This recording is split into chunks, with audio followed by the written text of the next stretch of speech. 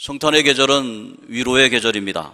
그래서 우리는 오늘 본문 말씀 이사야 40장 1절에서 3절의 말씀 중심으로 나하무 나하무 아미라고 하는 하나님께서 너희는 위로하라, 위로하라 내 백성을 위로하라는 그 말씀을 여러분에게 전하고자 합니다.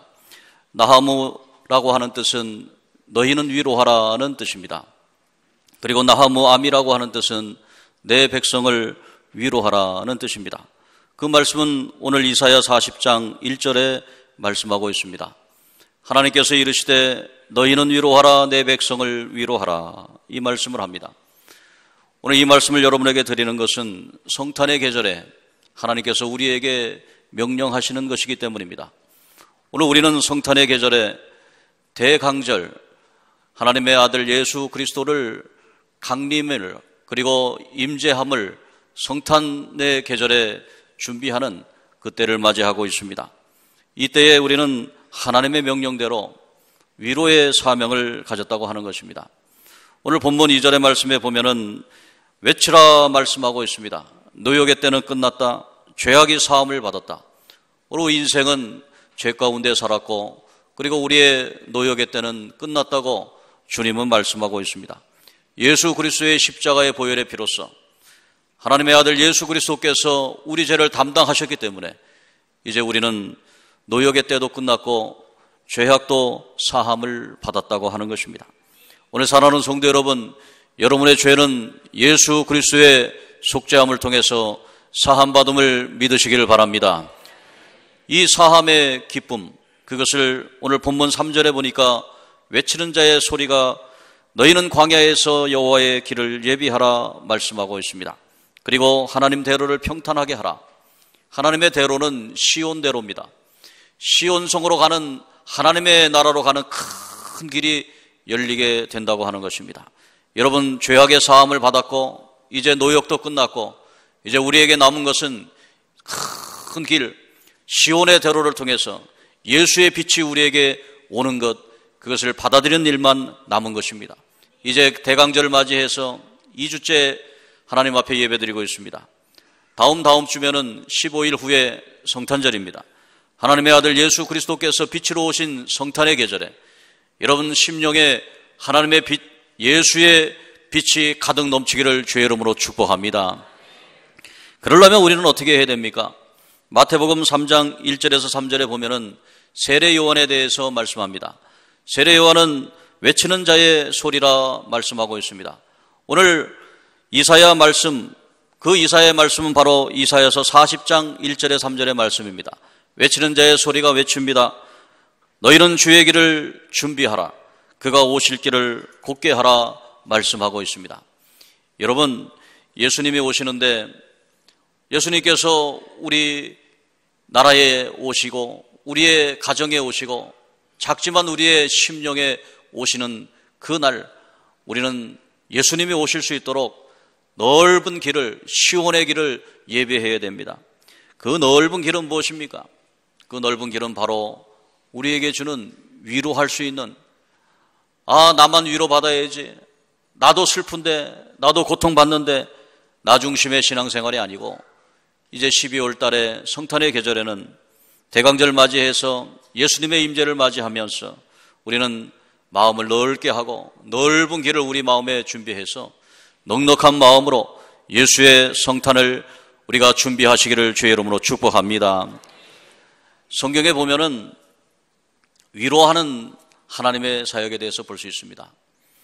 민족이 멸망할 때, 그리고 세계가 멸망할 때, 성경 창세기 8장에 가보면 하나님께서 노아를 통해서 위로해 주는 사건이 나옵니다. 하나님께서는 물로 심판을 하시고 노아의 가족들 구원해 주십니다. 그리고 노아에게 큰 방주를 지으라고 합니다. 그리고 그 방주에 각종 암수 동물들을 다 들여보내고 그리고 노아의 가족 8식구를 태웁니다. 홍수가 납니다. 150여일간 큰 홍수가 납니다. 많은 사람들이 다 죽습니다. 그리고 동물들도 죽습니다. 모든 사람들이 다 물에 잠겨버립니다. 그럴 때에 홍수가 끝난 다음에 노아는 창을 열고 아라닷산에 이 방주가 머물렀을 때에 까마귀를 내보냅니다. 창세기 8장 1절 이하의 말씀에 보면은 까마귀가 왕래하면서 돌아다니는데 결국에는 까마귀가 오질 않습니다. 까마귀는 사체를 먹을 수 있기 때문에 그 물 위에 떠다니는 사체 거기에 가버린 것입니다. 그 다음에 노아는 비둘기를 보냅니다. 창문을 열고 비둘기를 보냅니다. 근데 비둘기는 머물 곳이 없어서 바로 돌아옵니다. 그리고 나서 노아는 7일 후에 비둘기를 또 보냅니다. 그랬더니 창세기 8장 11절에 비둘기가 돌아오는데 비둘기의 부리에 감람나무 잎을 물고 돌아옵니다. 지면에 이미 이제는 나무가 자라나면서 감람나무에 그러한 잎이 있게 된 것이죠. 그래서 비둘기를 평화의 상징이라고 그러고 감람나무 잎을 생명의 상징이라고 합니다. 하나님께서는 노아를 통해서 비둘기를 통해서 감람나무 잎을 통해서 위로해 주는 거지요. 생명이 살아있다. 하나님은 멸절의 하나님이 아니고 생명을 살리는 하나님이라고 하는 그러한 위로를 주십니다. 그래서 그 노아의 이름이 어떤 뜻이냐면 위로라고 하는 뜻입니다. 나하무라고 하는 나하라고 하는 그 뜻이 위로하다는데, 그래서 노아는 노하라고 하는 원래 발음이 그렇게 됩니다. 노하는 바로 위로라고 하는 뜻입니다. 하나님은 세상의 멸망 가운데 노아를 통해서 위로해 주시기를 원했습니다. 오늘 이 시간에 하나님께서 우리 사람들의 멸망 가운데, 하나님께서는 멸망을 원하지 않는 하나님이십니다.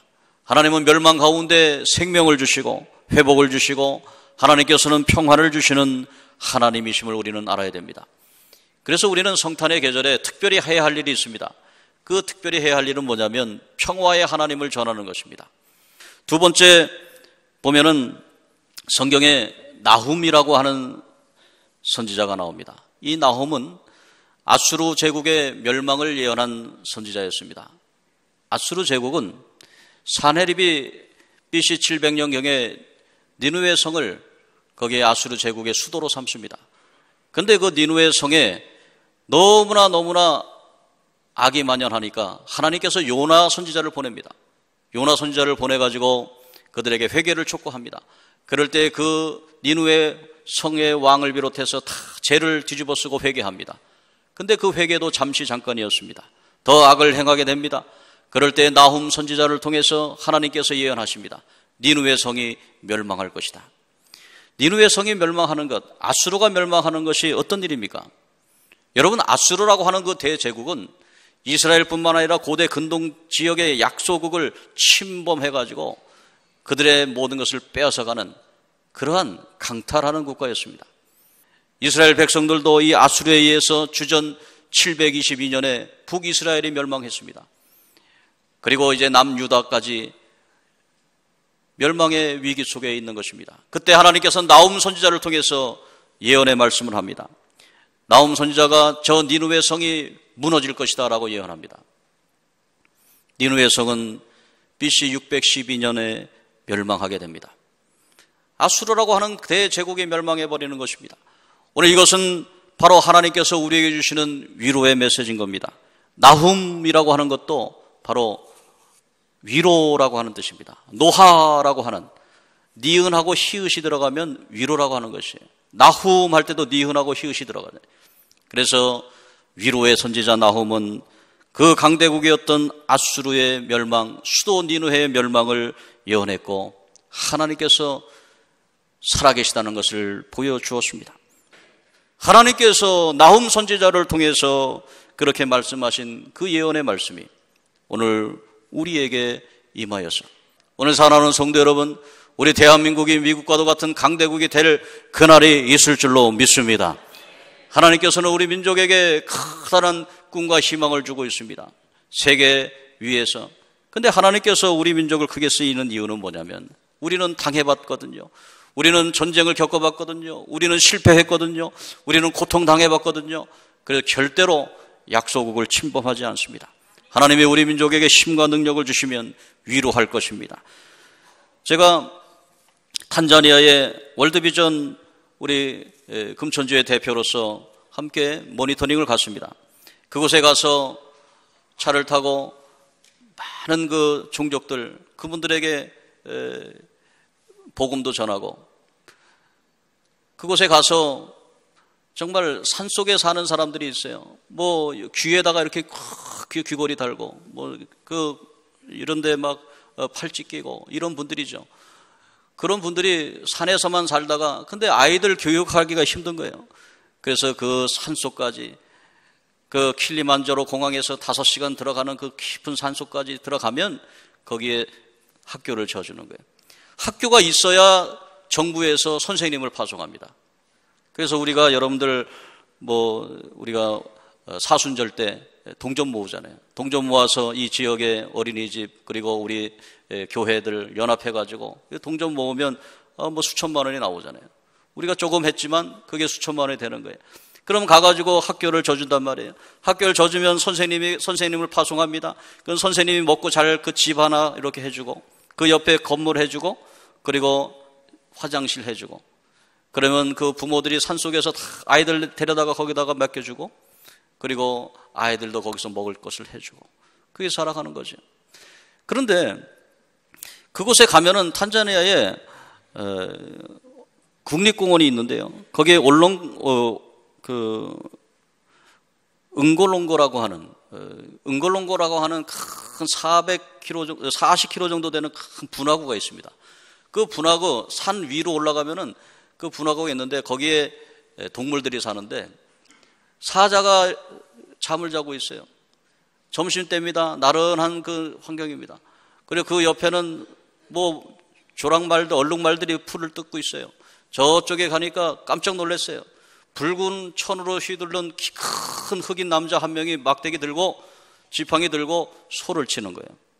옆에는 사자가 자고 있고 옆에는 얼룩말도 있고 그런데 그러는 거예요. 저 옆에는 물에 좀 있는데 거기는 하마가 있습니다. 코뿔소가 있습니다. 그걸 보면서 어떻게 사자가 있는데도 그럴까?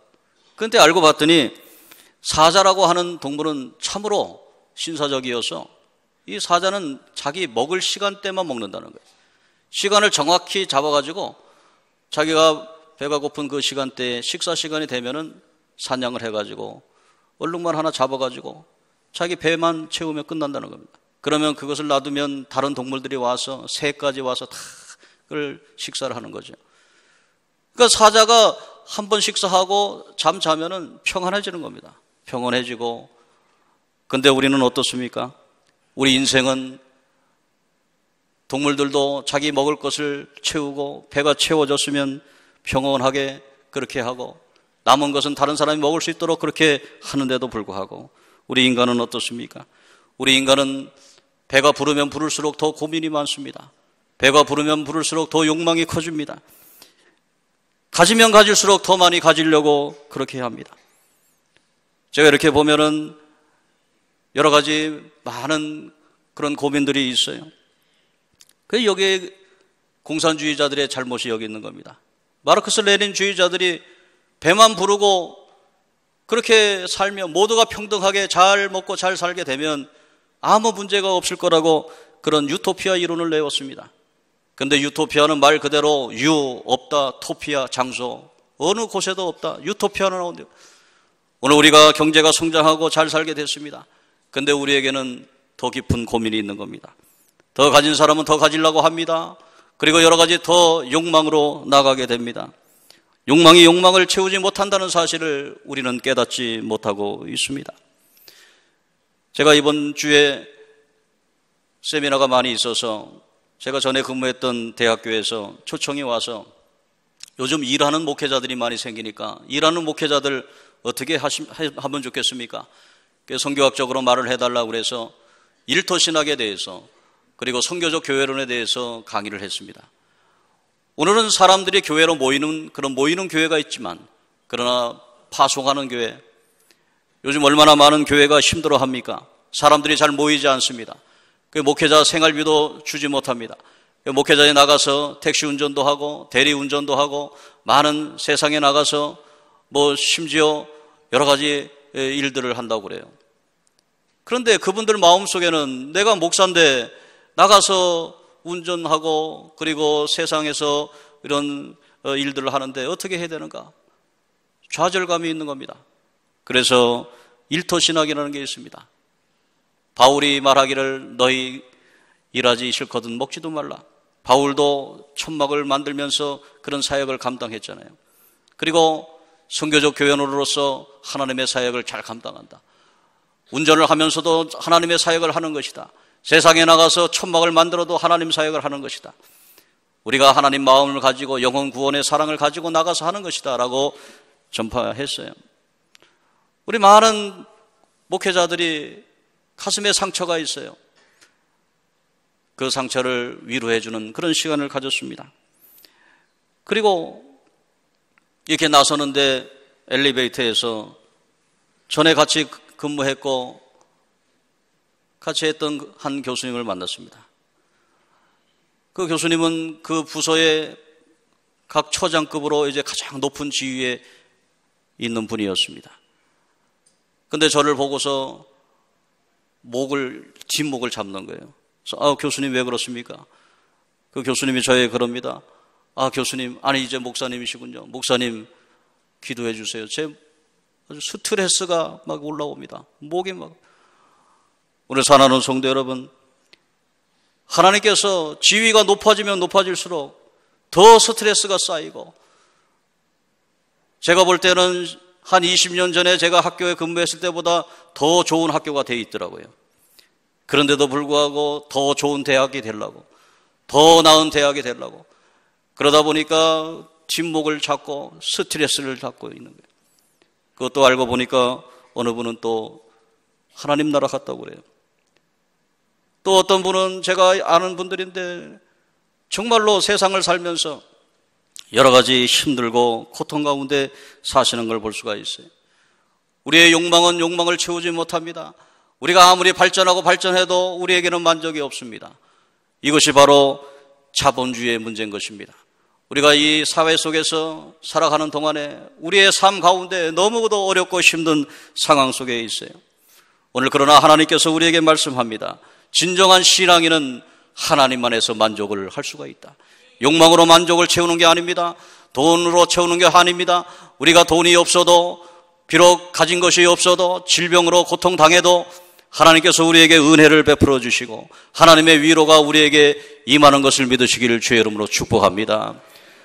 우리에게 채워질 수 없는 것 하나님이 채워주십니다.